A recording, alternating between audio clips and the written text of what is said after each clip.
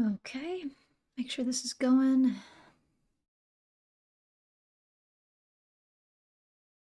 I think we're good. I'm waiting. I'm looking at YouTube Studio right now, just to make sure that my image shows up. There we are. All right, welcome. Happy Thursday. Yeah, back at it again. Over the last week or so, I had my newsletter subscribers voting about what they wanted to see me working on in this section or session. And only the people who said they're interested in this streaming series, good handful. I think I've got 8 folks now, which is, I'm happy with that number. It's more than I was expecting, honestly. But yeah, let's see how they voted. They were voting on, let's change the view here. Just to recap, they were voting on whether I was going to be working on the input field here that you see for creating a new category group, specifically the input. We already have the modal. Either that or continuing to work on, if we inspect here,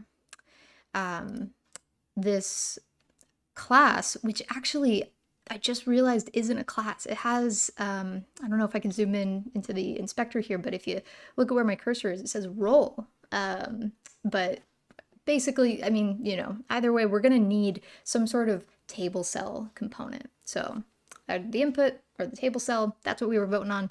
Let's take a look at the results. It's the cell. Cool. That's exciting. I feel like it's a gnarly one. Yeah, we got 1 vote here. Thank you. I can tell you that vote came from Jared, who is in the file with me here. Hey, I think you were here last week as well, Jared. And before we even dive in, some folks have been leaving comments, and I figured it's probably good to maybe address those at the top of the stream. Because yeah, part of this is I want folks to feel, you know, very welcome and encouraged to ask questions. And, you know, please challenge me on this stuff. The whole point of this live build series is, you know, I've said it a bunch of times, but if you're just watching this for the first time, you know, I've kind of got my conspiracy, my hypothesis that there's these different types of components. It's why I'm putting these weird little glyphs in front of all of my component names. And doing that helps you kind of like further categorize, you know, categorize these jobs that the components do. And this whole YNAB component library building series is my attempt to put that theory to the test. So you guys asking questions kind of helps me further develop it and kick the tires. So Jared has a question here about these button components that we built in prior streams. Are you planning on combining the components with slash naming into one component with different variants, or would you ideally leave them as is? Yeah, this is, I mean, it gets back to like my, honestly, like one of my most popular blog posts that gets the most visits on my site is like, when do you use variants with variant properties versus using you know, separate components like this, and maybe you can like kind of group them together using slash naming. How do you know whether it's better to, you know, treat what follows what I currently have as a slash name as a property, or if they're better off as separate components? Because you can see these are both buttons. They've got that same prefix, so they live in the same folder. If I drag this out and I go to swap to something else, you can see I'm in this button folder of components, and I have quite a few other types of buttons. But how different are buttons really? They're very like, I don't know, there's only so many ways you can customize them. They tend to always have a label. Sometimes they have an icon that indicates that they trigger a drop-down menu of sorts, kind of like this one does, our auto-assign button. Sometimes they have more kind of, I don't want to say decorative, but like icons that help you understand what the action is or what happens when you press it, or where you're going if they're navigation buttons. So let's take a look at these real quick in the interface, just because I think that's, I know we're working on the table cell for this one, but I think we've got time to do both. So this first one, budget header go to today. It's a very specific name, probably a better name is needed, but it helps me know what it does. Yeah, so this that name tells me it lives within the header area, and it's this one. Today's date is February 16th, but you can see I've navigated backwards a month, and when you do that, YNAB gives you this button that helps you jump to today. You know, if you've gone too far back, that way you don't have to click all the way forward to get back to today's date. So very specific job. No icons, nothing, and I'm just displaying the hover states here. That other button, though, is this guy, assign, right? These. And it also, oh, it didn't seem to work very well when I zoomed in. Clicking on it triggers a modal to open up, which has a couple tabs in it. So different jobs, but like the sizing's the same, it's got a label, you know, showing and hiding this little caret could easily be done with component properties, right? I would still need to support, you know, I guess like I'd have to have some sort of property that helps me, I guess it would do the job of what the slash naming is doing. Whoa. You know, maybe the property would be called type. It's not a great name in my opinion, but it's a good go-to. And then one of the types, one of the values for that property would be budget header go to today. The other one might be auto assign button. So I don't know. I'm inclined to keep them separate because of layer count, and I'm sort of sensitive about those things. But let's real quick, that blog post I mentioned, I want to see if my kind of framework holds up. I think this is a good test. So past me said to always use variants for these things: interactive states, binary states, and size. I don't think we're really dealing with any of that right here in terms of like what we're thinking about combining. The things we're thinking about combining here are like, where does the button show up in the interface? Is that better as a variant property, or is it enough to constitute having these components be separate despite having very similar like architecture? Okay, so we're not dealing with any of those. Icons, we're kind of dealing with that. Always use separate components for, oh, well, no, these are not icon components, they are buttons. So this is a very specific type of interface representative. Atoms and molecules with unique HTML tags. Okay, well, that's not the case here. These are both button, right? And we can even inspect on that. Let's see, are they both using, this is a button. It is using the HTML tag button. And if we go back to January and inspect here, this is also a button. It's the same HTML tag, so that's actually a point for combining them. So let's keep that in mind. Different interface representatives. You could argue that, but they are both buttons, you know? They have different jobs, they do different things. One triggers a dropdown, one changes the data being displayed on the page.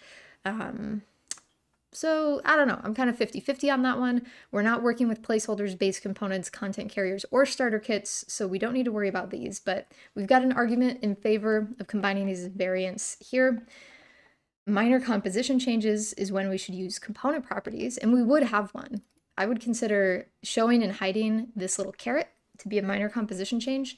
But here's the thing, we never want it to show up on this one. And when designers are working with budget header go to today, you know, unless YNAB changes their functionality of this button, it's not needed. And that's where you kind of have to, I think, answer a question of like, how strict do you want your system to be?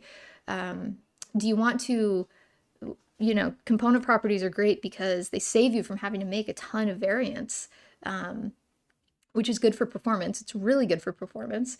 But at the same time, it means designers working with that component are free to create or to compose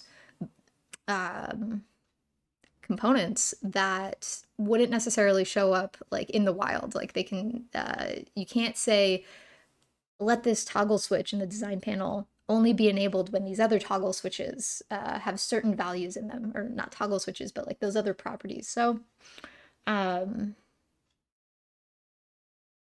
In this particular case,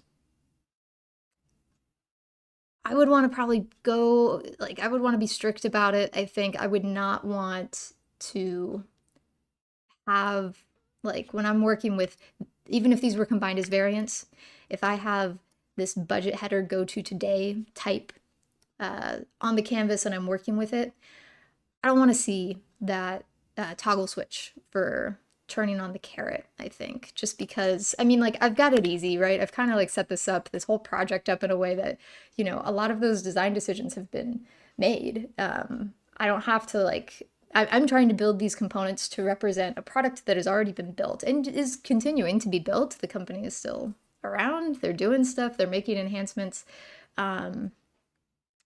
But yeah, I'm trying to like catch up to them. I'm not trying to build these components to encourage exploration. I'm trying to make them like follow the existing system. So I don't know if maybe this project isn't a great. I think this question will come up more, but I'm questioning if this project is really a good way to evaluate questions like this because of that. So just to run through these things. Okay, this is kind of the meat of this blog post. Things where it goes either way, and you have to think about different trade-offs, right? Are we dealing with hierarchy? Not really. Yeah, not at all, actually. Breakpoint, not yet. Maybe at some point. YNAB has a dedicated mobile app, which has a different look and feel. There might be some shared components, but I think I'll just say right now, my hunch is that I would have those be separate component libraries. You know, having like an iOS and Android component libraries, and then like the desktop experience, because they are so different. And then major composition changes. Yeah, we're not really dealing with any of these things. So, and yeah, what about libraries, style, theme, device, operating system? That's not the case for us. So according to, yeah, that last argument, you know, they have the same HTML tag, should use variants. So if we get into this a little bit, if we jump down to this section, there we go. I mean, ultimately, it's up to, you know, I think gut instinct. There's something to be said for like gut instinct too. And it could be that, you know, the naming is enough to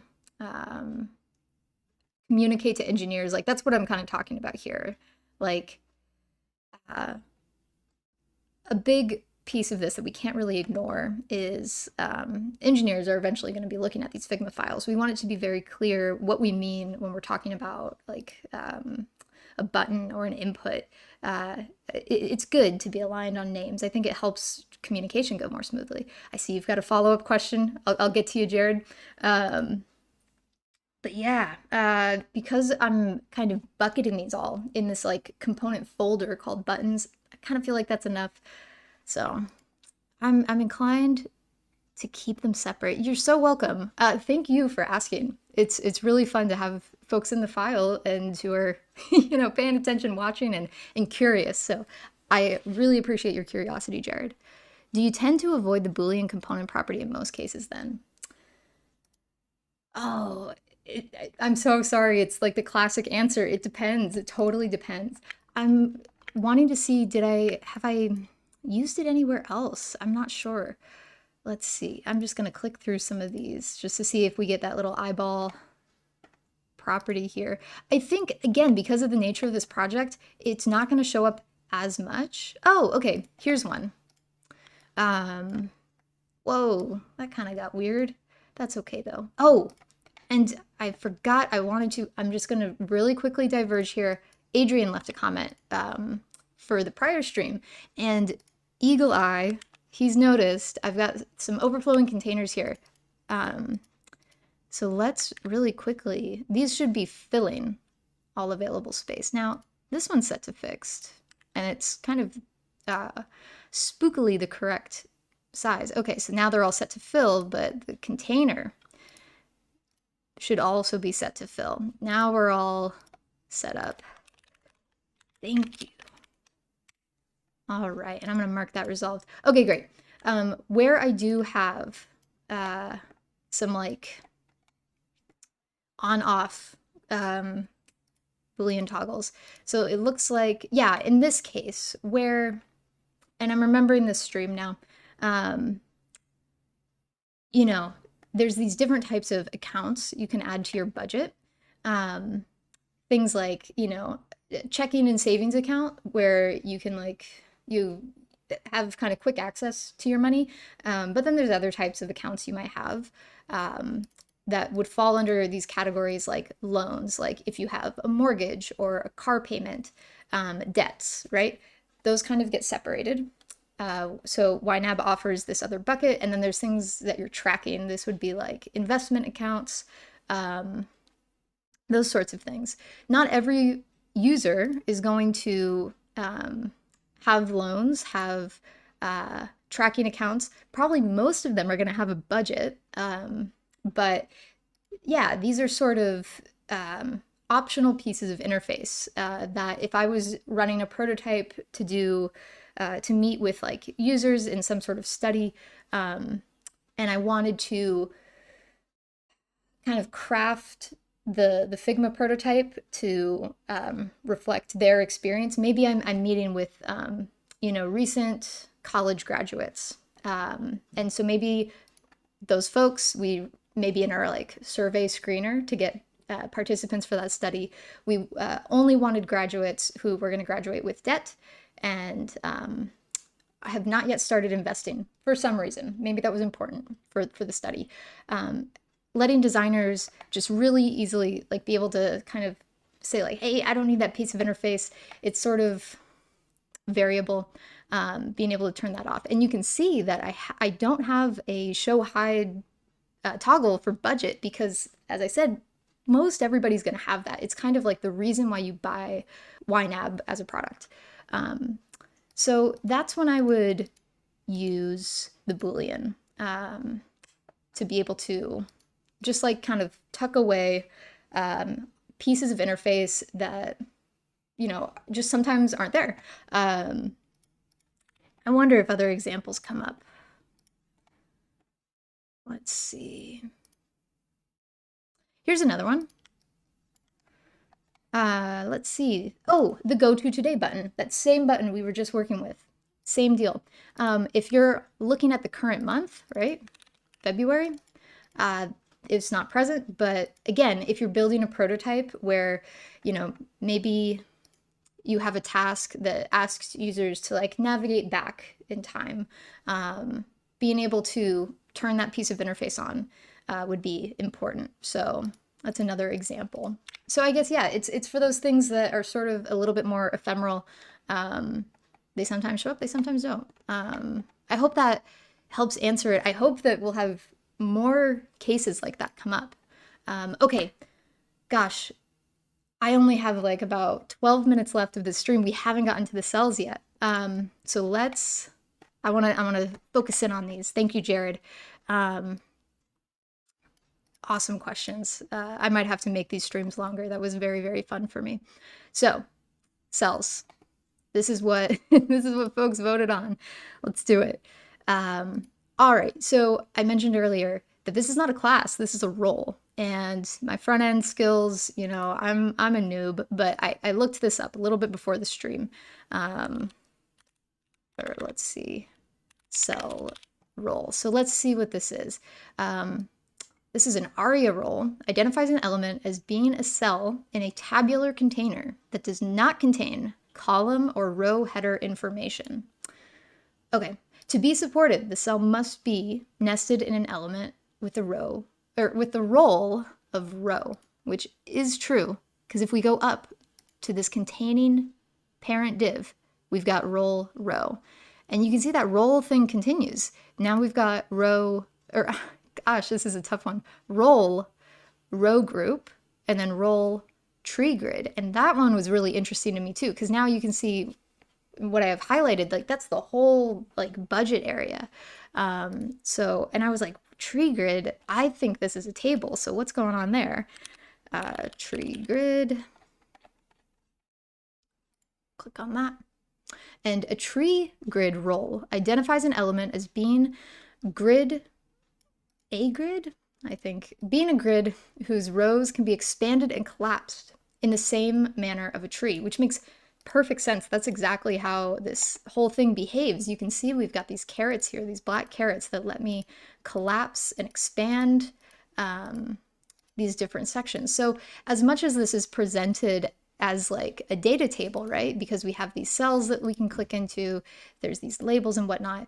The way we interact with it is more like a tree. And so they must have, the developers and designers, the product team must have decided like that's the more appropriate role for this space. But here's something else.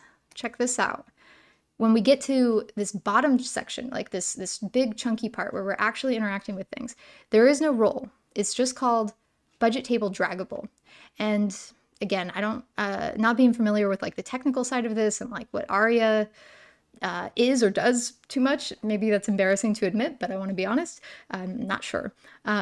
Because we've defined a role up here, maybe we don't need to down here. You know, its parent has that role assigned.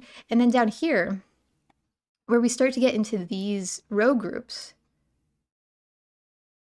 yeah, we don't get that role thing anymore. We get classes. These are classes, and it's not cell like we saw earlier. It is budget table cell margin. So why I'm spending all this time inspecting this, because in the last stream, I was wondering, could we build a cell component that is meant to be used across the board? Like, would that be appropriate? And because, I mean, you know, in Figma, we don't have to worry about like, I guess intent, right? So much like we don't have, we have HTML kind of in terms of the layers panel, but there's no way to like signal intent for like what a frame's job is, the way that like there's, you could build a button out of a div, but you could also just use the button HTML tag. We don't have something like that in Figma. So I think we don't have to worry about it as much in the component library, but I think it's still good to know, like, you know, what's going on over here. So for us, I guess what I would want to look for, again, is, you know, these are all cells. They could be referred to as cells, like conversationally. But what kind of like padding rules do they have? Are they similar? So let's take a look at one of these cells, like rent. So that is acting as a button. Oh, there we go. Okay, computed. So let's see, do we not have? It's 20 pixels tall and it's set to flex. And it has a height of, an odd height of 31 pixels, but that's all right. Oh, but 30 here. Oh, and you know what? That 1 pixel is coming from border, a top border. Okay, cool. So we know that these have a height of 30 pixels. What about, and that's for everything in here, right? So how about these cells for our headers? And you know, we might get more specific and say like, all right, that's a different thing. They look taller, they are taller. It's a height of 40 pixels. So again, we've got 39 and then that top border. So I think those would be different components anyway.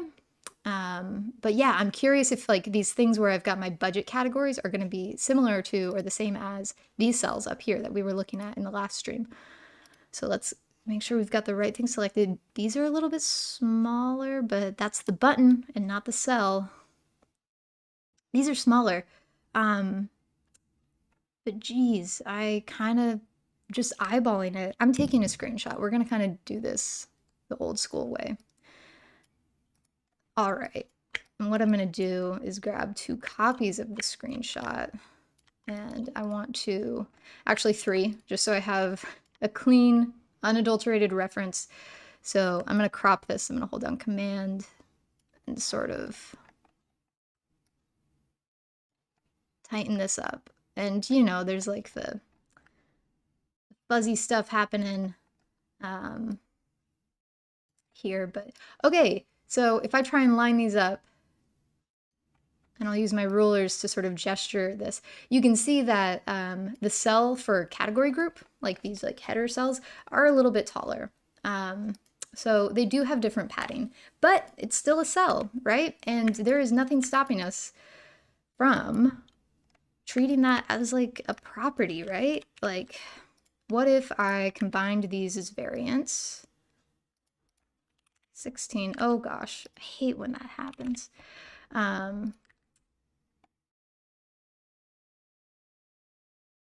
Where did I, it's at this level, the opacity.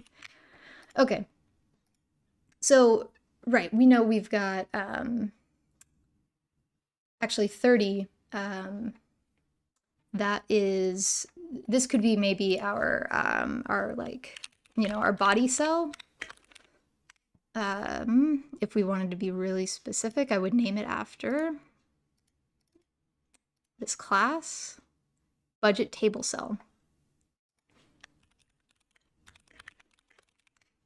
And then maybe this one is our budget table cell, table row header. So, I'm hesitating about like just grabbing these class names because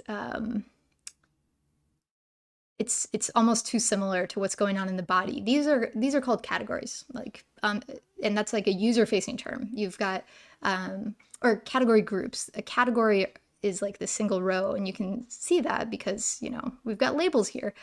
So I would call this like a category group header cell. I mean, they're all cells, so repeating that in the value might not be useful. And we know that these have a height of 39, so that means we need more padding, and I'll do that. Ooh, 40. Well, yeah, we can up the padding till we get to a height of 40, and then, you know, we'll have our top stroke to get that top border.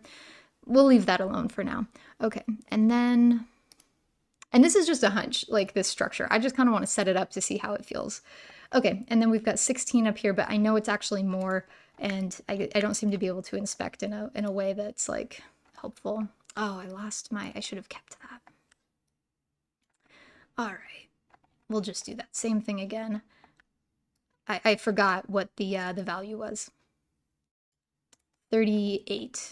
Okay, and that's a nice even number, so I'll duplicate this, and this would be like budget, like a header cell. And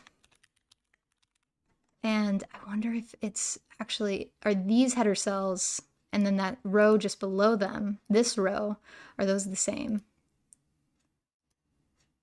These are 40 pixels. And these are 38? I feel like they look the same. They look like, when I eyeball it, these look even. Maybe one of them is slightly smaller because you can see that this bottom one where it says category has that top border, right? So we've got a height of 39 plus that border, unless this has like a border bottom. But you can tell where it meets the budget table header, this like navy, this darker area up here, it doesn't. It doesn't have that, but we're getting close to the end here. I wanna get this set up. So we'll call this, yeah, header cell. I mean, if they're the same, well, we've got 40 pixels here. So then if we bump that down, let's say it is like the actual, it's 38, like we've calculated here with the screenshot. So this is one way I could do it, right? Is you've got a cell component and you use these to build cells in different areas of the table. That's one way. And gosh, there's so much I wanted to talk about slots and component swapping and subcomponents, which is, if you watched Nathan Curtis's talk from Schema 2022, a really powerful concept. It's something that I'm also seeing being taught in, again, Molly Helmuth's design system course. So I think it just makes a lot of sense. It's a really efficient way of working, and it just like, yeah, I've been enjoying it so far. Building in that way at work. Maybe I can do a little bit more of that next stream, but it's not up to me the next stream. I mean, I provide the voting options, but yeah, I will kind of think about two different directions we could go for stream number 10, hitting the double digits. If you care to vote and influence what stream number 10 looks like, you'll want to get on my email newsletter. I'll have a link in the description for you to sign up for that. You're going to want to check the box that says, yes, I'm interested in receiving, YNAB component library building emails. Yeah, and you'll get the voting. You'll get the voting emails. You'll get access to the file. Similar to Jared, you could, drop comments around the file. You're also welcome to leave comments on the YouTube video. I definitely, I'm looking out for notifications everywhere and happy to respond. I don't have a big audience and I'm kind of glad for it because it means I can, really engage with people one-on-one. I kind of prefer it that way. I got a really lovely comment on my last video, actually, from Vladimir, who was just saying he really appreciates my work and did a better job of summarizing, I think, like, what I'm trying to do with my blog, with these streams, better than I would have been able to. So really feeling seen in a good way. Thank you, Vladimir. And thank you to everybody who watched, Jared, other folks. Yeah, I'll see you in the file. Hopefully see you next week, 2 weeks from now. Apologies. That will be, looking at my calendar, March 2nd. So, yeah.